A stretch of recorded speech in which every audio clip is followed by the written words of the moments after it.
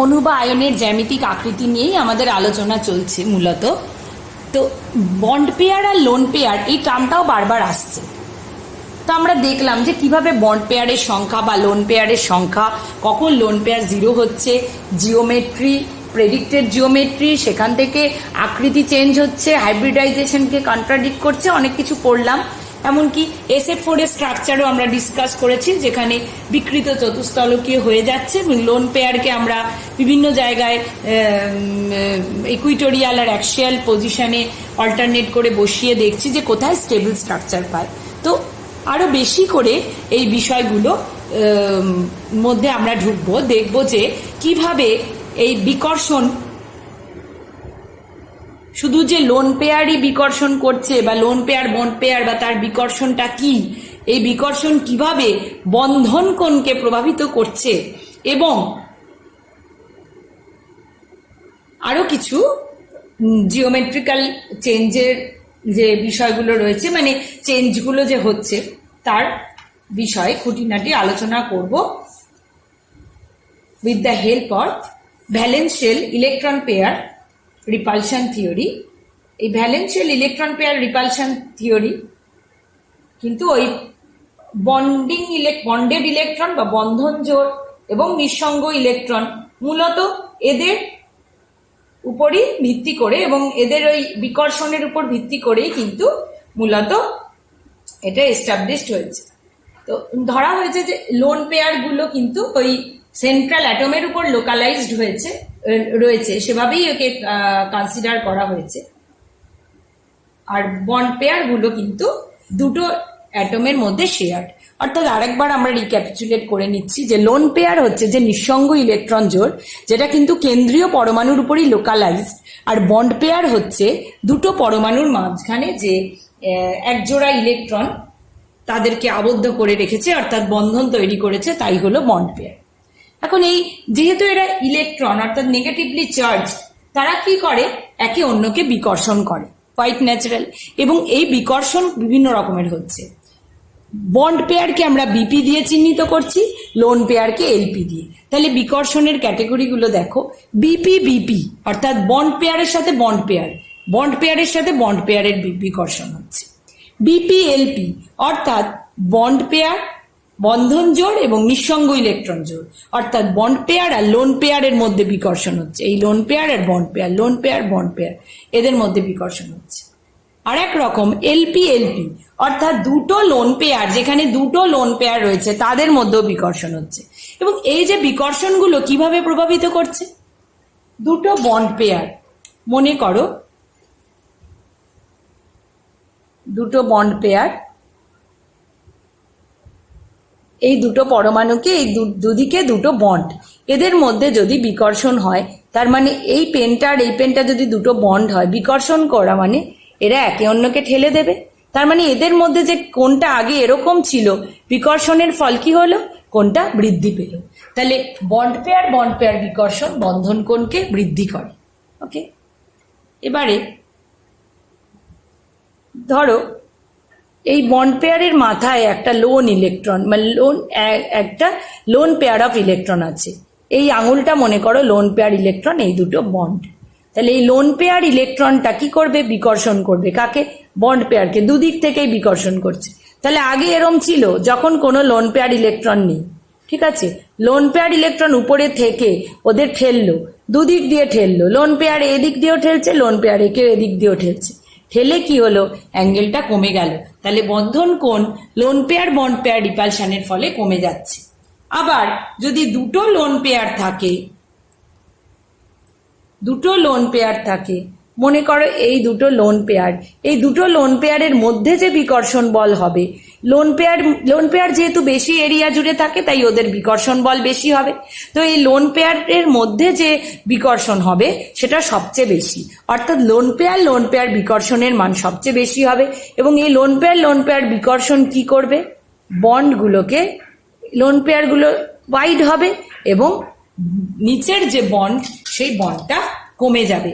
অর্থাৎ এইভাবে দুটো লোন পেয়ার বন্ড পেয়ারগুলোকে ক্রমশ ঠেলবে, লোন পেয়ারগুলো জায়গা বেশি নেবে, আরো বন্ড পেয়ারগুলোকে ঠেলবে এবং অ্যাঙ্গেলটা ক্রমশ কমতে থাকবে, ছোট হতে থাকবে।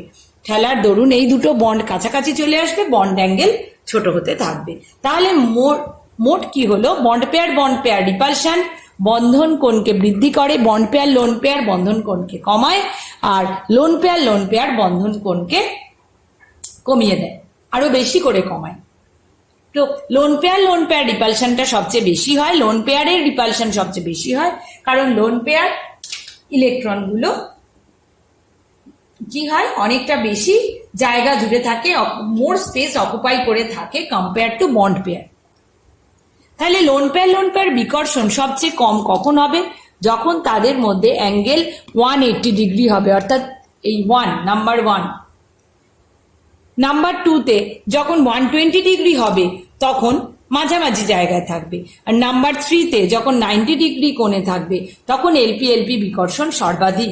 তাহলে 120 ডিগ্রিতে থাকলে একে যদি 1, একে যদি 2, একে যদি 3 বলি, 120 ডিগ্রিতে থাকলে 1 এর চেয়ে বেশি বিকর্ষণ হবে, আবার 3 এর চেয়ে কম বিকর্ষণ হবে, অর্থাৎ 90 ডিগ্রিতে আমরা ম্যাক্সিমাম রিপালশন দেখতে পাবো। যে কারণে আমরা SF4 এর স্ট্রাকচারে দেখেছি লোন পেয়ারকে অ্যাক্সিয়াল পজিশনে না রেখে ইকুইটোরিয়াল পজিশনে আমরা রেখেছি। VACPR অর্থাৎ valence shell electron pair repulsion theory, এটা একটি থিওরি। এই থিওরিটা কি, এর বেসিস কি না, যে ভ্যালেন্স শেলের যে ইলেকট্রন, সেই ইলেকট্রন পেয়ার এবং সেখানে কতগুলো লোন পেয়ার বা বন্ডেড পেয়ার, তার সংখ্যা ইত্যাদির উপর ভিত্তি করে যে সমস্ত অণুগুলোতে নিঃসঙ্গ ইলেকট্রন জোড় থাকছে তাদের বিভিন্ন জ্যামিতিক আকৃতির ব্যাখ্যা, অর্থাৎ ওই lone pair bond pair repulsion ই হচ্ছে এর বেসিস। তো এক্সাম্পলস দেখো, CH4 অ্যামোনিয়া H2O, এদের বন্ড অ্যাঙ্গেল যথাক্রমে 109.5 ডিগ্রি, 107 এবং 104 ডিগ্রি। তো আমাদের এর কারণ জাস্টিফাই করতে হবে।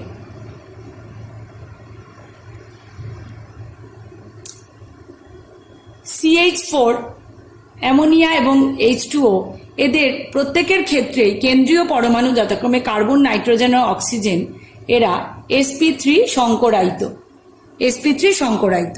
তো মিথেনের ক্ষেত্রে বন্ড পেয়ার 4টে, লোন পেয়ার 0, অ্যামোনিয়ায় 3 bond pair, lone pair 1, H2O তে বন্ড পেয়ার 2, লোন পেয়ার 2।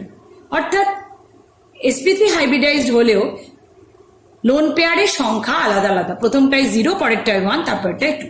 অর্থাৎ লোন পেয়ারের সংখ্যা যত বাড়ছে আমরা দেখতে পাচ্ছি অ্যাঙ্গেল তত কমছে। কিরকম না, CH4 এ যেহেতু শুধুই বন্ড পেয়ার, তাহলে ওই বন্ড পেয়ার রিপালশন শুধু কাজ করছে, সেখানে কোনো নিঃসঙ্গ ইলেকট্রন জোড় নেই, তাই এক্ষেত্রে একটা সুষম বিকর্ষণ বল ক্রিয়া করছে, তাই ওর স্ট্রাকচার সুষম চতুস্তলকীয় এবং বন্ড অ্যাঙ্গেলও 109.5 ডিগ্রি। যেমনি অ্যামোনিয়াতে এলাম NH3, অ্যামোনিয়াতে দেখলাম নাইট্রোজেনে একটি লোন পেয়ার রয়েছে, তো এই নাইট্রোজেনের এই যে লোন পেয়ার, এই বন্ড পেয়ারকে রিপালশন করছে, আবার বন্ড পেয়ার গুলোর মধ্যেও রিপালশন রয়েছে। তাহলে এক্ষেত্রে লোন পেয়ার বন্ড পেয়ার বিকর্ষণ এবং বন্ড পেয়ার বিকর্ষণ দুটোই কাজ করছে। যেহেতু লোন পেয়ার বন্ড পেয়ার বিকর্ষণ আছে, লোন পেয়ার বন্ড পেয়ার বিকর্ষণ কি করে, বন্ড অ্যাঙ্গেলকে কমায়, তাই বন্ড অ্যাঙ্গেল কমে 107 হয়েছে। H2O তে দুটো লোন পেয়ার আছে, যেহেতু লোন পেয়ার বিকর্ষণ এখানে অ্যাড হলো, তাহলে লোন পেয়ার বিকর্ষণ কি করে, বন্ড অ্যাঙ্গেলকে আরো বেশি কমায়। কারণ কি, কারণ লোন পেয়ার বিকর্ষণের মান সবচেয়ে বেশি, তারপরে লোন পেয়ার বন্ড পেয়ার, তারপরে বন্ড পেয়ার। তাই এই বিকর্ষণ বল, যেটা H2O তে সেন্ট্রাল অ্যাটমে যে বিকর্ষণ বল, সেন্ট্রাল অ্যাটমের ধারে যে বিকর্ষণ বল কাজ করছে লোন পেয়ারের দ্বারা, সেই বিকর্ষণ বলটা সবচেয়ে বেশি জলের ক্ষেত্রে হচ্ছে এই 3টে অণুর মধ্যে, তাই তার বন্ড অ্যাঙ্গেল ওই 3টে অণুর মধ্যে তার বন্ড অ্যাঙ্গেল 104 ডিগ্রি, অর্থাৎ এদের সবারই 109.5 ডিগ্রি হওয়ার কথা ছিল, কিন্তু অ্যামোনিয়া আর H2O তার থেকে ডেভিয়েট করে 107 আর 104 গেল ডিউ টু লোন পেয়ারের রিপালশন। তাহলে নেক্সট এক্সাম্পলে আমরা যাই, অ্যামোনিয়া NH3 F2O H2O, এদের ক্ষেত্রে কি হচ্ছে, যেখানে প্রান্তীয় পরমাণু ফ্লোরিন রয়েছে, বন্ড পেয়ার বিকর্ষণ কম হচ্ছে। কেন না, ফ্লোরিন মোস্টলি ইলেকট্রোনেগেটিভ পরমাণু। তো কি হয়, এই বন্ধনের যে ইলেকট্রন যুগলকে ওর দিকে টেনে নিচ্ছে, তাই যে চার্জ ক্লাউডটা, সেই চার্জ ক্লাউডটা ওর মধ্যে বিলং করছিল, সেটা খানিকটা থিন হয়ে যাচ্ছে, অর্থাৎ পাতলা হয়ে যাচ্ছে। তাই বন্ড পেয়ার বিকর্ষণের ক্ষমতা কমে যাচ্ছে। NF3 তেও যা হচ্ছে, F2O তেও তাই হচ্ছে। তাহলে অ্যামোনিয়া এবং NF3 একই রকম স্ট্রাকচার, একটা লোন পেয়ার এবং 3টে বন্ড পেয়ার, তা সত্ত্বেও NH3 sp3 অর্থাৎ 109.5 ডিগ্রি থেকে ডেভিয়েটেড হয়ে 107 এ এলেও NF3 তে আরো কমে গেল। কারণ হচ্ছে এখানে বন্ড পেয়ার বিকর্ষণটা কমে যাচ্ছে। বন্ড পেয়ার বিকর্ষণ কি করে? বন্ড অ্যাঙ্গেলকে বাড়ায়। তাহলে এখানে যেহেতু বন্ড পেয়ার বিকর্ষণ কমে যাচ্ছে, তাই বন্ড অ্যাঙ্গেলও কমে যাচ্ছে। H2O আর F2O দুক্ষেত্রেই অক্সিজেন সেন্ট্রাল অ্যাটম এবং দুটো করে লোন পেয়ার, তাই এখানে লোন পেয়ারের সংখ্যার উপর ডিপেন্ড করছে না। তাহলে এক্ষেত্রেও কি হচ্ছে, যেহেতু বন্ডেড অ্যাটমগুলো হাইড্রোজেনের বদলে এখানে ফ্লোরিন হয়ে যাচ্ছে, ফ্লোরিন মোর ইলেকট্রোনেগেটিভ, তাই বন্ডেড অ্যাটম ইলেকট্রনকেও নিজের দিকে টানছে এবং চার্জ ক্লাউডটা থিন হয়ে যাচ্ছে। তাই F2O তে বন্ড পেয়ার বিকর্ষণ কমে যাচ্ছে। বন্ড পেয়ার বিকর্ষণ বন্ধন কোণকে বাড়ায়, তাই ওর বিকর্ষণ কমে যাওয়া মানে বন্ধন কোণ কমে যাওয়া। তাই এর ক্ষেত্রে যখন 104.5 ডিগ্রি হচ্ছে 109.5 ডিগ্রি থেকে, OF2 তে আরো কমে 103.2 ডিগ্রি হচ্ছে। এবার আমরা একটা কোয়েশ্চেন, একটা প্রবলেম দেখব। CO2 অণুর জ্যামিতিক আকৃতি সরল রৈখিক, কিন্তু SO2 এর কৌণিক কেন? প্রথমত আমরা যে কোনো স্ট্রাকচার দেখতে গেলে আগে আমরা কি দেখবো? তার হাইব্রিডাইজেশন দেখবো। কারণ আমরা বেসিক আইডিয়া স্ট্রাকচারের কোথা থেকে পেয়েছি? হাইব্রিডাইজেশন। পরে না অন্য অন্য থিওরি আসছে।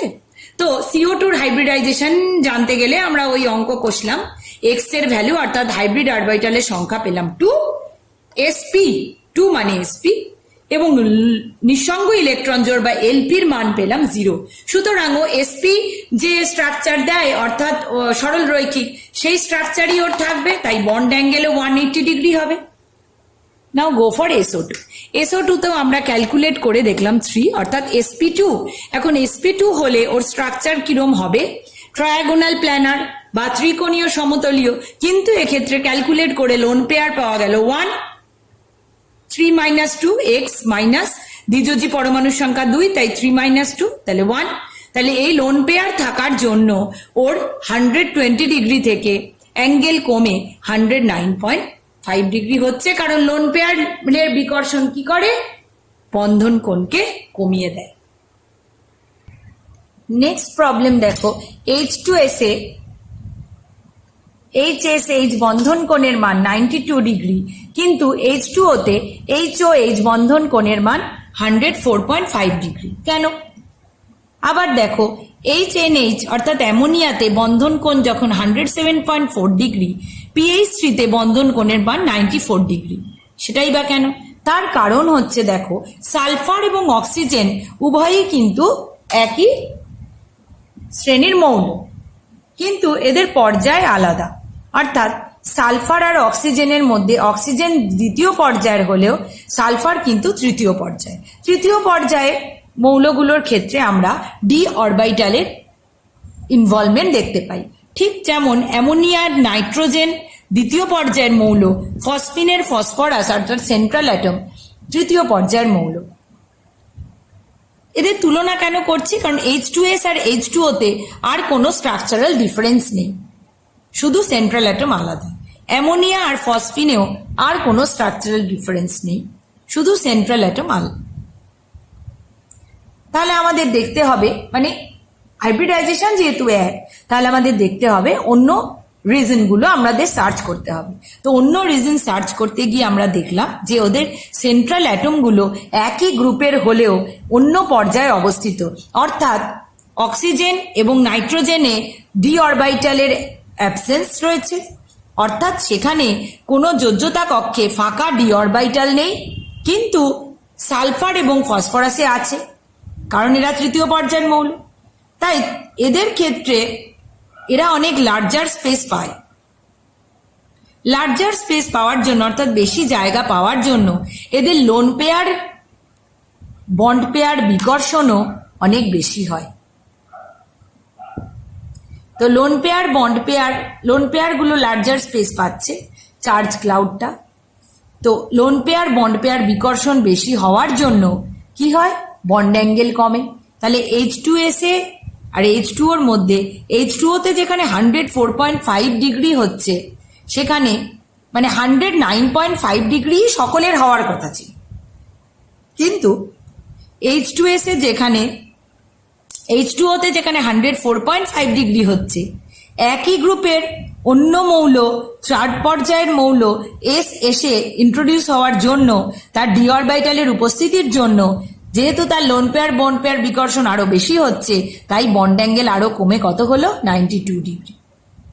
সিমিলারলি অ্যামোনিয়াতে যেখানে 107.4 ডিগ্রি, সেখানে অ্যামোনিয়ার নাইট্রোজেনের বদলে যখন ফসফরাস চলে এলো, ফসফরাসে যেহেতু ডি অরবিটাল আছে, তাই লোন পেয়ার বন্ড পেয়ার বিকর্ষণ বেশি হচ্ছে, সেই জন্য তার বন্ধন কোণের মান আরো কমে গেল এবং 94 ডিগ্রি হলো।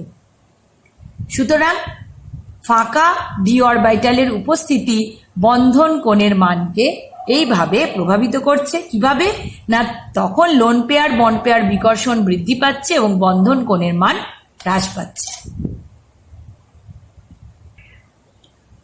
আবার দেখো, PF3 PH3 এর মধ্যে PF3 এর বন্ড অ্যাঙ্গেল 97.8 ডিগ্রি, PH3 এর bond angle 93.8 degree.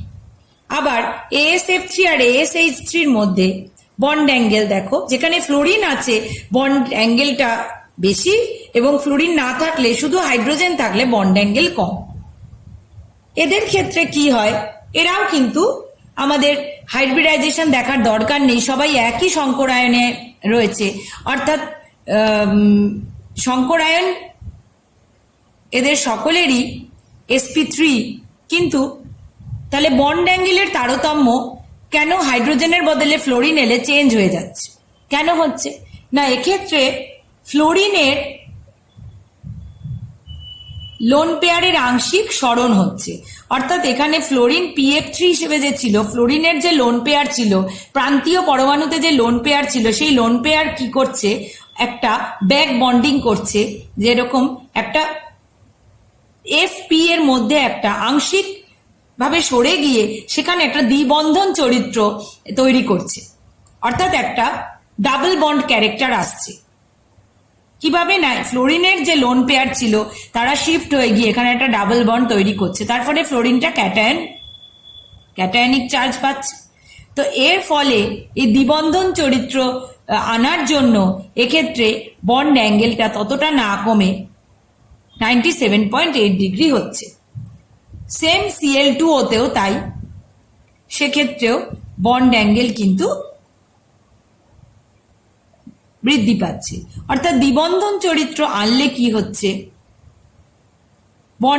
Bond pair রিপালশনের মানটা বৃদ্ধি পেয়ে যাচ্ছে, এবং বন্ড পেয়ার রিপালশন কি করে, বন্ড অ্যাঙ্গেলকে বৃদ্ধি করে। Cl2O তেও দেখো অ্যাবনর্মালি বন্ড অ্যাঙ্গেল অনেকটা বেড়ে যায়, কেন, একই রকম ভাবে লোন পেয়ার অফ ইলেকট্রন যেগুলো ক্লোরিনের ছিল, তাদের আংশিক স্মরণে ক্লোরিন আর অক্সিজেনের মাঝে একটা ডাবল বন্ড ক্যারেক্টার ডেভেলপ করছে, এবং তখন দ্বিবন্ধন আর এক বন্ধন অর্থাৎ বন্ড পেয়ার রিপালশনটা অনেক বেড়ে যাচ্ছে, বেড়ে গিয়ে ওর বন্ড অ্যাঙ্গেলটাকেও বৃদ্ধি করছে। এবার দেখো, ও ডাবল বন্ড PF3 ওর অর্থাৎ POF3 POCl3 COF2 COCl2, প্রথম এদের এই এক্সাম্পল গুলো দেখি। POF3 এবং POCl3 এদের সংকরায়ন দুজনেরই sp3, তাহলে এক্সপেক্টেড বন্ড অ্যাঙ্গেল কি না 109 ডিগ্রি 28 মিনিট, কিন্তু তা না হয়ে আমরা দেখতে পাচ্ছি 102.5 ডিগ্রি বা 103.5 ডিগ্রি। কেন না, দ্বিবন্ধন যখনই হচ্ছে দ্বিবন্ধন কর্তৃক বিকর্ষণ বেশি হয়ে যাচ্ছে, এবং দ্বিবন্ধন কর্তৃক বিকর্ষণ বেশি হওয়ার জন্য বন্ড অ্যাঙ্গেলটাও কিন্তু চেঞ্জ হচ্ছে। COF2 COCl2 এদের এক্সপেক্টেড অ্যাঙ্গেল 120 ডিগ্রি, কারণ হাইব্রিডাইজেশন sp2। COF2 তে 12.5 ডিগ্রি, COCl2 111.3 ডিগ্রি। দ্বিবন্ধন কর্তৃক বিকর্ষণ এক্ষেত্রেও বেশি, রাদার দ্যান সিঙ্গেল বন্ড, তাই বন্ড অ্যাঙ্গেলটাও সেইভাবে চেঞ্জ হচ্ছে।